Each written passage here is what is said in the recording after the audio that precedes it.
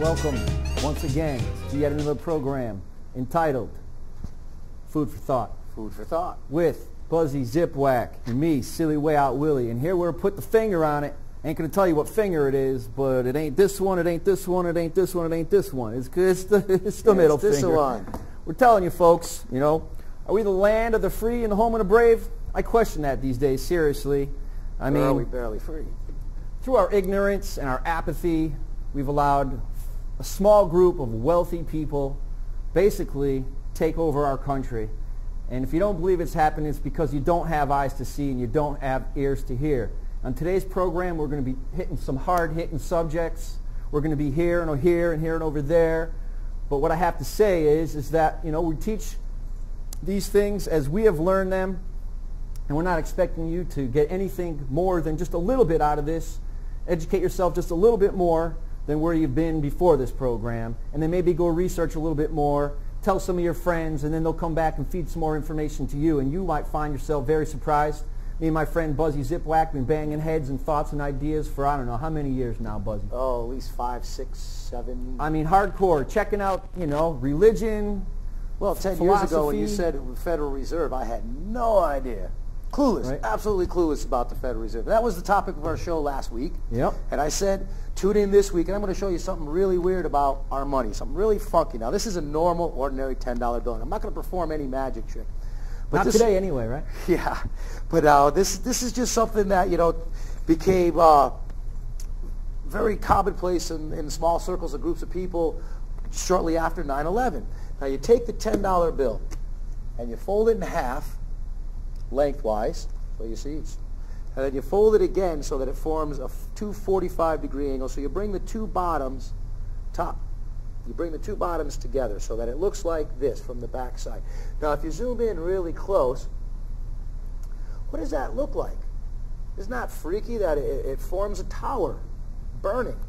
And if you do that the same to the $20 bill, you'll find that there. Now, I'm not saying that you know, our government had anything to do with the attacks of September 11th or anything like that. Big conspiracy. But I do think it's pretty coincidental. Now, I know Lucifer likes to work in really freaky symbols and all that kind of stuff. Numerology, symbology, geometry, and all that. But, you know, it's just something to think about. I know it really blew me away. I'd like to know is who came up with the idea to fold the dollar bill like this, or the 10 and the 20. Really, you know, I mean, hey, I'm going to fold it down the middle in 245 degrees, and look, now I've got a burning tower. 2 burning towers. It's not on the 5 and not on the 1.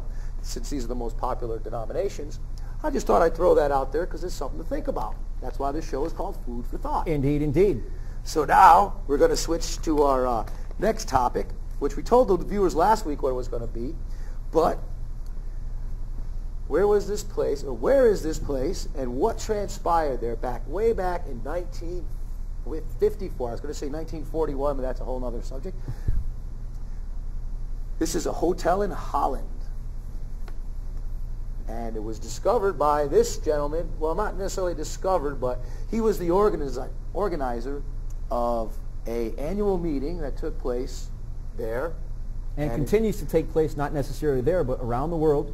Right. It was really discovered by a man named Westbrook Pegler, who exposed this meeting back in 1957.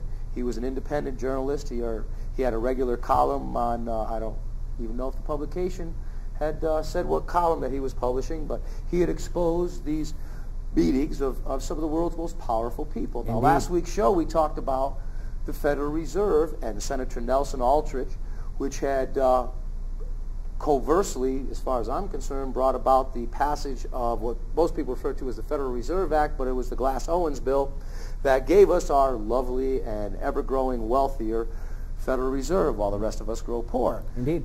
Now, these secret meetings of some of the rich, wealthy industrialists, politicians too, have been going on long before 1954 or 1957, but that's when it started becoming exposed to the public light.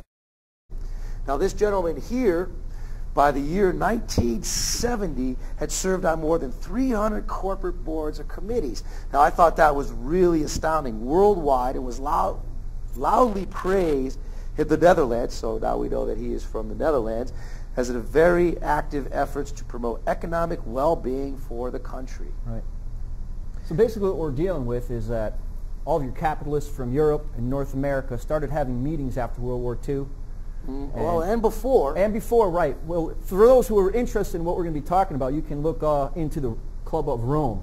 The Club of Rome goes, I don't know, at least back 300 years back. Yep. And these are meetings that have been going on with the wealthy and rich families, and through their, family trees, they've been continuing through time and history to ferment their plans, and we're going to be getting into that. Yeah, and if you were watching maybe a little bit, you might have heard a little bit in the mainstream media. Very unlikely. If you did, it was certainly going to be very sugar-coated because they got together. Interesting you should bring that up. This past June up in Ottawa, Here's Canada. a newspaper that my friend here, Buzzy Zipwak, got me involved with and that I subscribe to regularly, the American Free Press. And if you're a true patriot and you know what that means, then you know that you'd be interested in reading this. And, well, let's get right into it. Once I find my page here. Well, the most recent one, like I was saying, was just this past June up in Ottawa, Canada. The Canadian media gave it very extensive coverage, and which you're going to find out. Exactly, as well did the European. And it says right here, sadly, the U.S. media, which likes to brag about its constitutionality guaranteed freedom, chose, as it's done for the last 10 years, to block and black out any news of this important meeting. In other words, let's think about it, folks. If 120 actors or sports figures decide to get together, you better believe that... In secrecy, indeed. You know that the media is going to show up there and they're going to want to get the hot stories and the inside scoop. But yet, how can this media blackout continue about these meetings? You want to hit that, or... Well, what's the golden rule? He who owns the gold makes the rule. Right. Here's another fine book put out by the American Free Press. Jim Tucker, who's been investigating this organization for 25 plus years, okay? And he's been going to bat for it. And the Bilderberg Diary is the name of the book. And so now we're going to let the cat out of the bag a little bit. And this is the Hotel de Bilderberg in Holland in 1954, excuse me. Indeed. Of course, the hotel was around before that. Not sure if it survived the war or not, but here's a picture of it from 1954. Now, this gentleman is the gentleman who was attributed to forming what we know today as the Bilderberg Group. Indeed. His name is Prince Barnhart, excuse me.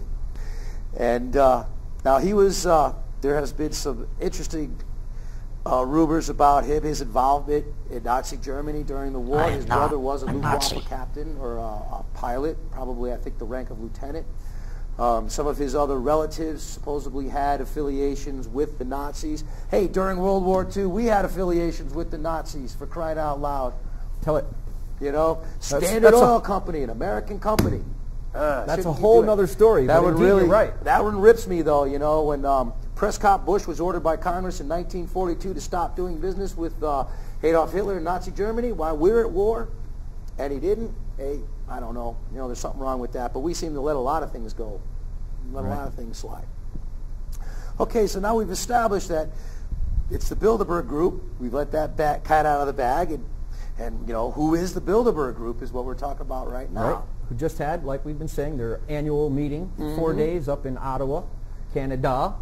Yep, and its affiliates, some of its affiliates are like, well, the Wall Street Journal, the New York Times, any mainstream is one of its affiliates because some of the attendees are the owners of these newspapers. Indeed, and they do have to take an oath of secrecy. What do they call that? Chatham House rules? Yes. So when you go into these meetings, you are sworn in. I guess you take an oath, which I guess takes more precedent than, say, like our own representatives and our president's oath of the Constitution, right. Which is really quite aggravating, when you think about it, because here they take this oath of office in public, yet their oaths in private supersede all the public oaths. Indeed. So I find that rather disturbing and upsetting. I don't know if anybody else does, but... Right. Well, let's not forget, too,